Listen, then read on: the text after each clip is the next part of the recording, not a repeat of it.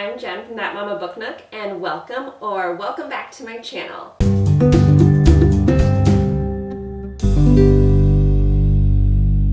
Today I am going to be sharing some summer book recommendations.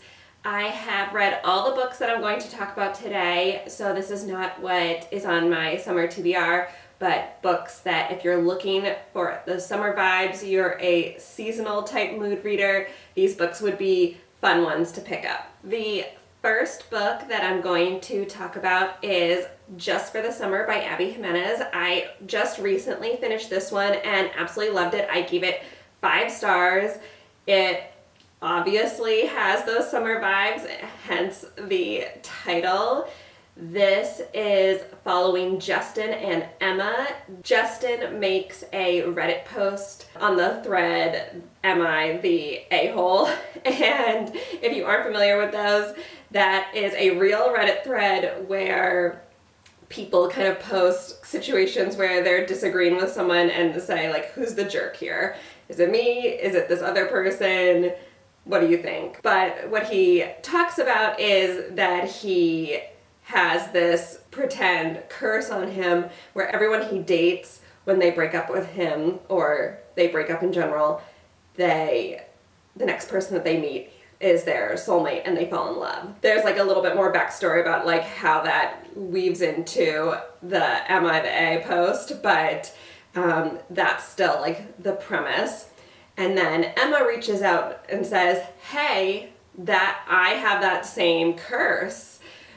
So then they start chatting over the internet and say, like, what would happen if we dated each other? Then if we broke up, would we break the curse? And then we'd both find our soulmates next. Emma is a traveling nurse, so she decides to go to Justin for the summer. They make up all these rules. They have to have X amount of dates. They have to have, so much physical contact. When are they allowed to kiss, etc., etc. But of course, they start falling for each other. This book was just so much more than just a simple romance story. I have mentioned in previous videos, I love a complex story. I love complex characters, and there is a lot of backstory with both Justin and Emma, with their family life and stuff that they are dealing with in the background. So that is told really, really well in the story. But the summer vibes are definitely there. Emma lives on this like tiny one-house island and has to take a boat over. It's just a lot of fun, and I highly recommend. The next book that I'm going to talk about is Don't Forget to Write by Sarah Goodman Confino. This came out last summer, which is when I read it, and this was also a 5-star read for me, one of my favorite books that I read last year. This follows Marilyn, who is a 20-year-old college student in 1960. She has a little bit of a wild streak, especially after going to college and coming home. She gets caught making out with the rabbi's son during service, and her very strict parents ship her off to live with her Aunt Ada for the summer. Her Aunt Ada is a professional matchmaker, and for the summer she heads to the Jersey Shore to do her work there. Marilyn thinks she is going to have the worst summer ever because Ada is also supposed to be super strict, even more strict than her parents. She doesn't know her very well, so she is not looking forward to it. But she ends up having one of the best summers of her life. She learns so much about herself, her family, and it really is a life-changing summer. As I mentioned, I loved this one. I love a good coming-of-age story. The characters in this are fantastic. Ada is so funny. Marilyn is also a really likable character. Being the time period of the 1960s was really interesting. Sarah Goodman Confino did an excellent job of taking you to the Jersey Shore in 1960. It was awesome. The boardwalk, the bathing suits, all the things. It's also a fun book for book lovers because Marilyn really wants to be a writer, and so she is also reading books at the same time, and you see the books that were coming out around 1960, and it's really fun to think about some of these big name books that we think as some classics, or things that we, have known about for a long time, and what it would be like to read those for the first time as they were published. So I definitely recommend this one for readers for the summer as well. The next summer read that I am going to recommend is Here for the Cake by Jennifer Milliken. I talked about this in my mid-year book freakout tag, but I am going to just talk about it really briefly again because I absolutely loved it. This is a brand new book that came out in May. Looking at the cover, you can tell super summer vibes. It follows Paisley, who her sister is marrying Paisley's ex-boyfriend.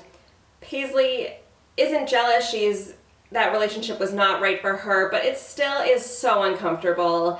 It doesn't feel good to have your sister getting married to your ex-boyfriend for any reason. She is still trying to be a good sister though. She throws her sister a bachelorette party, and on that bachelorette party, they hit up one of the bars and runs into the bartender Klein, who Paisley actually knows from college.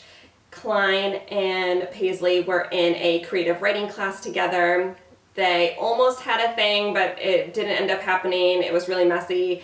And then Klein ripped apart Paisley's essay during class. He didn't know it was hers at the time. It totally ended up destroying their relationship, and they haven't talked or seen each other since. Paisley ends up getting separated from the bachelorette party, and Klein kindly walks Paisley back to the hotel, and when they get back to the group, Klein kind of jokingly introduces himself as Paisley's boyfriend, and everyone thinks he's telling the truth. He doesn't know why he said that, and everyone freaks out and says, "Oh my gosh, you have to come to the wedding."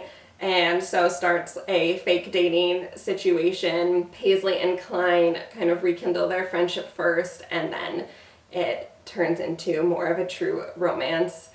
Klein is also an aspiring writer, but he has no social media presence, so Paisley owns a PR company, and in exchange for the fake dating, she's helping him out with that. I also gave this book 5 stars. I absolutely loved it.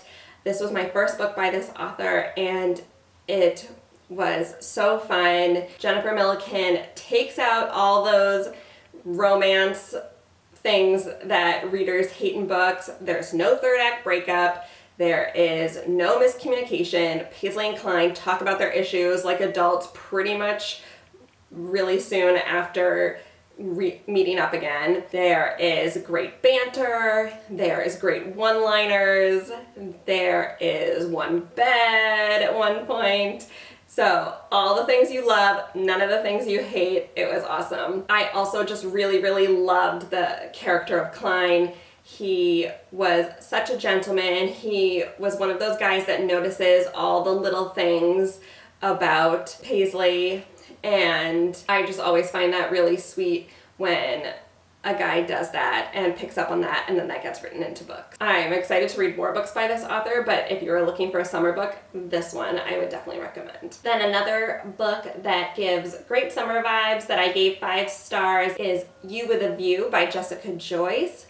This is a story about Noelle and Theo, who have been rivals in school for many years. They've since graduated and moved on, but they kind of have continued their rivalry, like kind of secretly. Noelle definitely has kept tabs on what Theo is up to. Noelle is grieving the passing of her grandmother, and in the process of going through some of her old things, finds notes from a past love who is not her grandfather, who Noelle's grandmother loved her grandfather very, very much, so she is shocked to find out about this.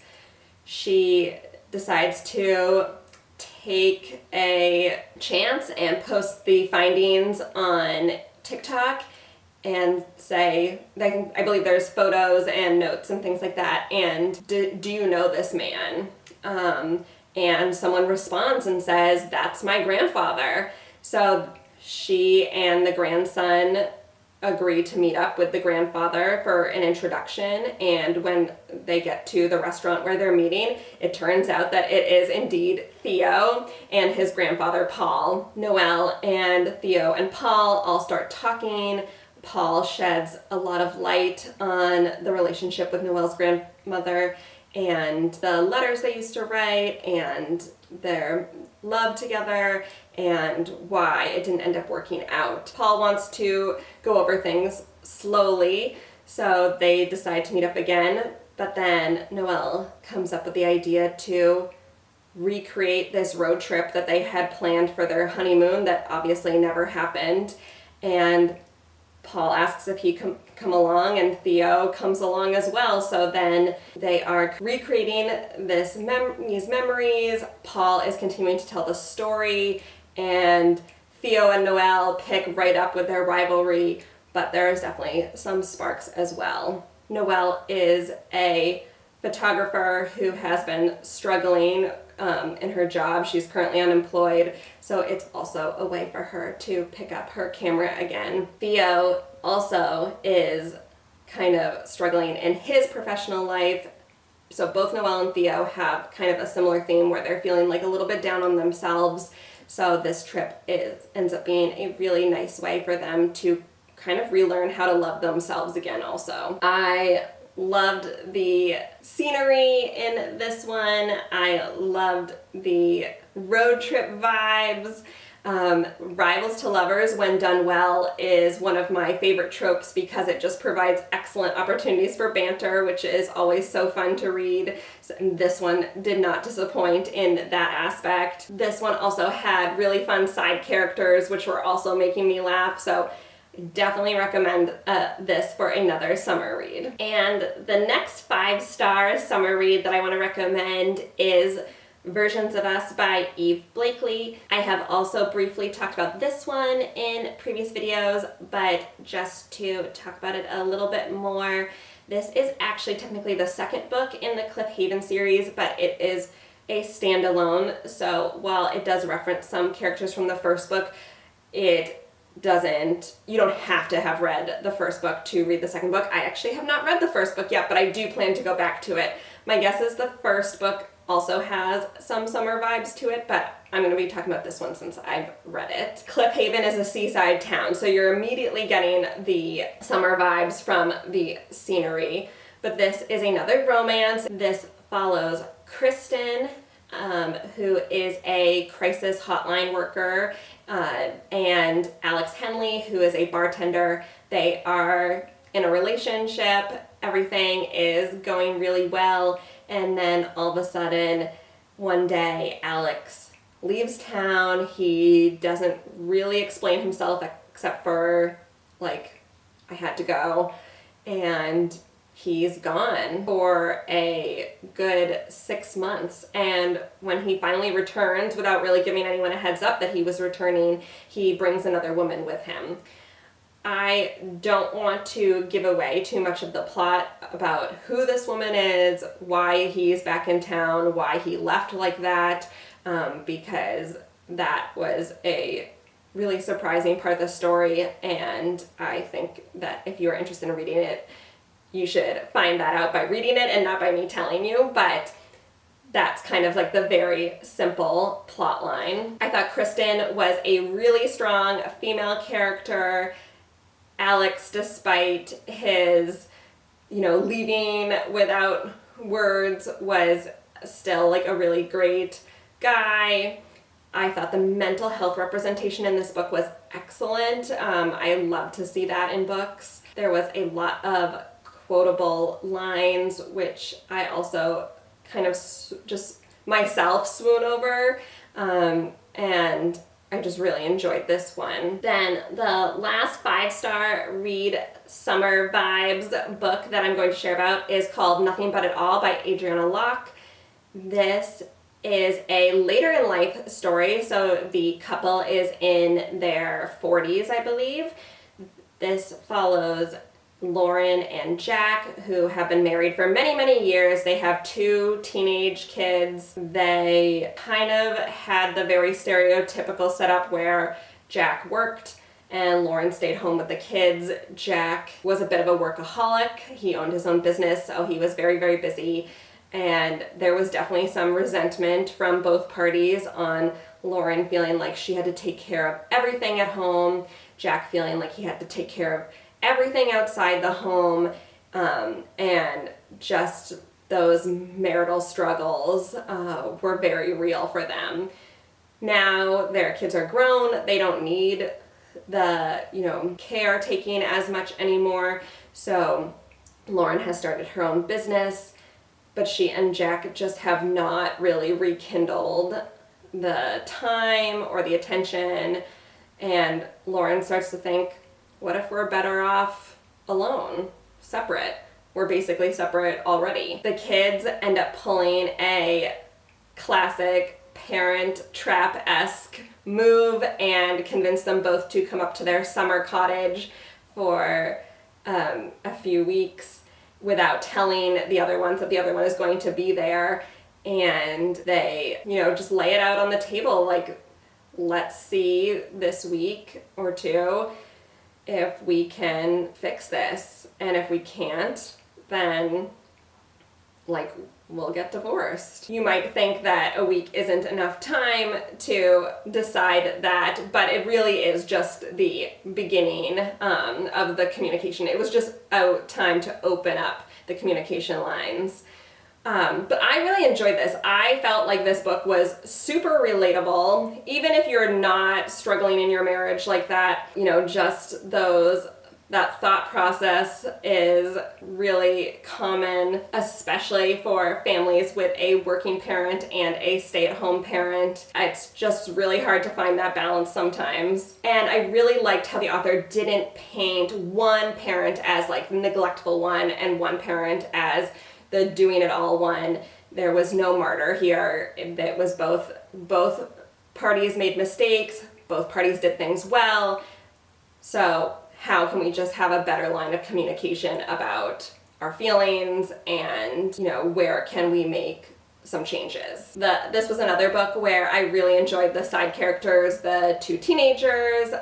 Also, Jack's dad is in the picture. There's a funny dog.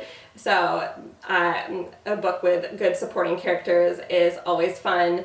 And yeah, in general though, this book was just real, raw, honest, emotional. I really enjoyed it, and the summer cabin vibes are there, so another great summer read. Then I have 2 more book recommendations. I didn't necessarily give these 5 stars, but I think that they were still good books. I'd still recommend them. They just weren't 5 stars for me, but they definitely give the summer vibes. The first book is Malibu Rising by Taylor Jenkins Reid. I love Taylor Jenkins Reid's writing. This book was not my favorite of hers, but still enjoyable. This takes place in the early 1980s in August and in Malibu. So again, there's surfers, there's sunshine, there's parties, definitely summer. This follows the 4 Riva siblings. They are the children of the singer Mick Riva, who is estranged from them at this point. This follows kind of all 4 sibling stories, mostly Nina, who is the oldest, but it does go through all 4 siblings, and each sibling is kind of harboring their own secrets, but they are throwing their annual summer party. It is legendary. It is always completely over the top, chaotic. Things get broken. There is probably some illegal activity. It is quite the scene. Everyone always wants to be a part of it. But again, it's following kind of each sibling's story and what they're dealing with on the side. Sometimes I just find following the stories of these rich and famous people are Not always for me, which is probably why I didn't rate it 5 stars. There's a lot of shallowness, but as I said, the summer vibes are there. I really enjoy her writing style. I do like that it was set in the 1980s. That was kind of a fun aspect of it, and I still would recommend. And then the last book that I'm going to recommend is Attached at the Hip by Christine Riccio. This follows Ori, who is a 23-year-old yoga influencer, and she is also a super fan of the TV show Survivor. She is very codependent on the people in her life. She has been dating her boyfriend for a really, really long time. She doesn't even have a driver's license because he just drives her wherever she needs to. Their relationship is very lukewarm. They are basically together for convenience, not because they actually love each other. They just haven't done the dating scene. It's just easy. It's easy. She does the yoga influencing with her sister, and her sister is really the star of that show. Like, she really has never gone and done anything by herself. Her sister kind of calls her out on this, and she, on a whim, submits a casting tape to Survivor. They love her. She gets accepted and gets sent to go on the show. Turns out, though, it is not the traditional Survivor show. It is a new show called Attached at the Hip, where it's Survivor relationships and you are literally tethered to someone else. This changes throughout. You get tethered to different people depending on which round it is, and there is supposed to be someone or multiple people on the island who are romantically compatible with you, and some of them are also just friendly compatible. So there has been some of that. So it's a Bachelor meets Survivor. People are still getting voted off, and for Ori, one of the first people that she is paired with ends up being Remy, who is a kind of missed love connection from high school. So it definitely sets up the stage for a romance. But there are other contestants, too, that are on the show that she may have connections with. I loved the idea of this one. I enjoy reality TV.